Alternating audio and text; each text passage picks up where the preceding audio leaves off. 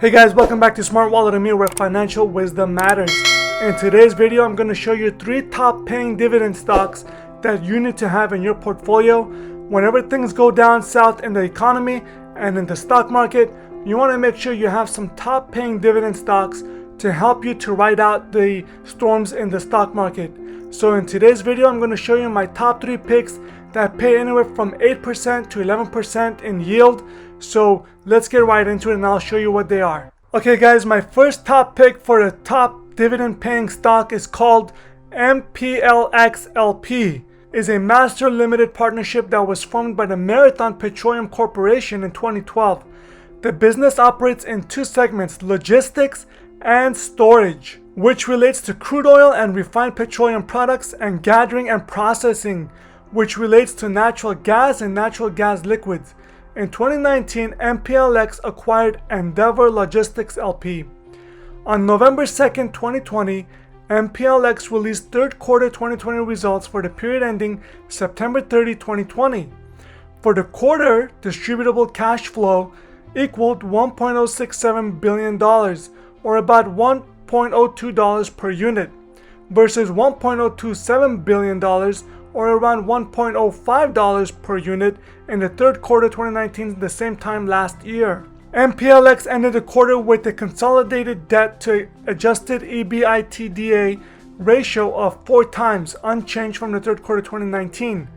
And if we look at the stable cash flows, you can see that the cash flow has been slowly growing over the last year. From fourth quarter 2019, it's been going up to 0.89.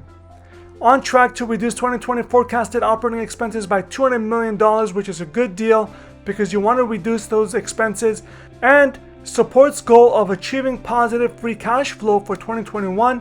Announced board authorization of a unit repurchase program for up to $1 billion of common units held by the public. MPLX has positive growth prospects due primarily to its projects currently under development. Pipelines tend to have a stronghold in terms of extracting economic rents, and natural gas is cleaner than coal. In the last decade, natural gas has overtaken coal as the leading source of electricity generation in the US. Building pipelines requires years of approvals and ongoing regulation. MPLX in particular has a strong position in the Marcellus-Utica region with long-term contracts from Marathon. MPLX is an attractive stock for yield and distribution growth, and MPLX has so far maintained its quarterly distribution at a rate of 0.6875 per unit. And right now, the stock is giving a dividend yield of 11.07%, or about $2.75 on an annual basis. And on a quarterly basis, that comes out to 68 cents per share. And the payout ratio right now is 109.34%. This is usually higher than you want to see in a stock. The 5-year growth rate is 10%, and they have been paying the dividends for the last 7 years. If you look at the last 7 years and their growth rate, you can see that they've been paying pretty steadily every year from 2013 all the way to 2019. Their stock price went from about $26.79 back in January 2020. It took a big hit in February to $8.38, and it has slowly gone back up to about $24.91 where we are right now. So that is almost tripling of this stock price, and they have kept the dividends pretty steady for this year. My next stock that pays a very good dividend is called Sunoco LP, which pays an 11% dividend. Sunoco is a master limited partnership that distributes fuel products through its wholesale and retail business units. Sunoco's wholesale unit purchases fuel products from refiners and sells those products to both its own and independently owned dealers. The retail unit operates stores where fuel products as well as other products such as convenience products and food are sold to customers. Sunoco was founded in 2012, is headquartered in Dallas, Texas, and currently trades with a market capitalization of $2.4 billion. They mainly operate in Texas and on the East Coast, in New Jersey and Florida, New York. 8 billion gallons distributed in 2019, 7,300 dealer, distributor, and commission agent customers, 2,600 commercial customers, 77 company-operated locations in Hawaii and on the New Jersey Turnpike. Long-term 7-Eleven take-or-pay contract provides ratable income, and network of terminal assets complement expansive fuel distribution network. On November 4, 2020, Sunoco LP released third quarter results that beat on the bottom line. Sunoco reported quarterly revenue of $2.81 billion, down 35% from the same quarter last year, missing analyst estimates by $380 million.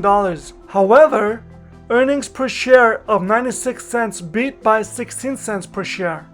Sunoco is one of the largest fuel wholesalers in Texas, which provides competitive advantages in terms of size and scale. It is also a key distributor of Exxon and Chevron branded fuels, and the company has good relationships with these energy giants. The energy sector as a whole is not a recession-resistant business, as recessions are often accompanied by lower demand for oil and gas and declining commodity prices. Still, the distribution remains covered with third quarter cash coverage of 1.61 times and trailing 12 months coverage of 1.56 times. For the full year, adjusted EBITDA is expected to be at or above $740 million. Sunoco currently has a dividend yield of 11.05% or an annual payout of $3.30 or 82 cents per share, and they pay out on a quarterly basis. Their payout ratio again is very high at 149.49%, and their 5-year growth rate is 4.23%. They have been growing their dividends for the last few years, but they've been stagnant for the last actually 5 years. From 2015 and on, they haven't really been growing their dividends. If you want to invest in this stock just to get some good dividends for the short term, because I don't know if this will be sustainable for the long term, but if you want to get some good payout ratios and dividend yields on this stock, then this would be a very good investment for the short term until you see what's going to happen with this stock. Also, the stock price was $32.20 on January 15, and then it took a big dive during the pandemic on March 18 to $11.93, and it has been going up ever since then to where it is right now at $29.89. My third pick of the dividend high paying stock would be ONEOK, and they currently pay 8.7%. ONEOK is an energy company that engages in the gathering and processing of natural gas, as well as a natural gas liquids business and natural gas pipelines, interstate and intrastate. ONEOK also owns storage facilities for natural gas.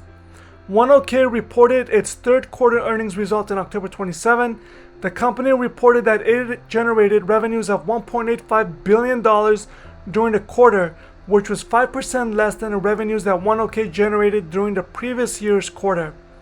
I did a previous video on this a couple of months ago, and I was recommending this stock because of their very high growth rate and also because they were paying a very good yield on their stocks, and their price went up tremendously from the time that I was mentioning them.